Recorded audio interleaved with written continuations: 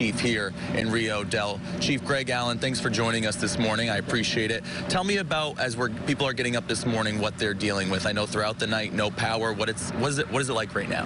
Right. Well, what I can say is we didn't have any additional reports of damage or injuries last night. We did receive a truckload of bottled water that is at the fire department now. As you may have heard yesterday, we ran out, but last night we got that delivery. Right now, we're still trying to figure out when the power and the water will be turned back on. So right now we don't have a exact time. Good that was a bad update yesterday, obviously. I drove by a truck on my way up last night that had a bunch of cases of bottled water, and when we got the update that they ran out, that was not good, but you've got more.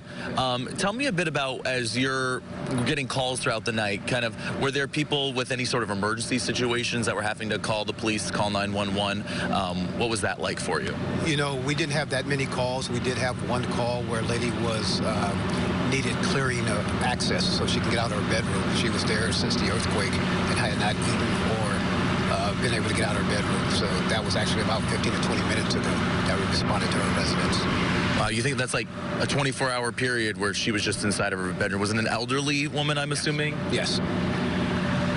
People also, I'm sure you're getting a lot of questions. I want to ask the same one. It's like, when's the power going to be back on? Has PG&E, has anyone given the city any sort of updates of when they hope that you'll be able to get the lights back on here? You know, last I heard was about 3 o'clock, but again, that's all tentative. You know, they can say 3 o'clock, but anything could happen.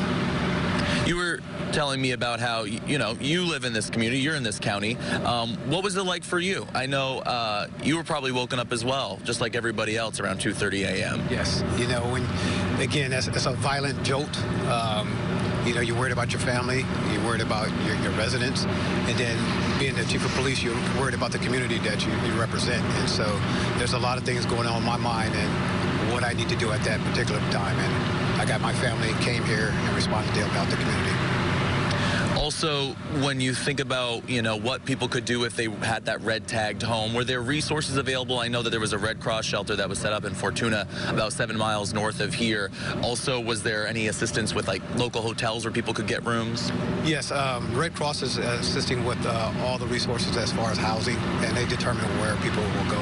I know Fortuna had some shelter issues out there as well. So. All right. What should people know? We're in the 8 o'clock hour here into the morning. Everyone's hoping, fingers crossed, power gets turned back on. But what do you want residents to know this morning? You know, we are trying our best to get things, solved as quickly as possible, but we want to do it in a safe way. We don't want it to be any further danger to the community.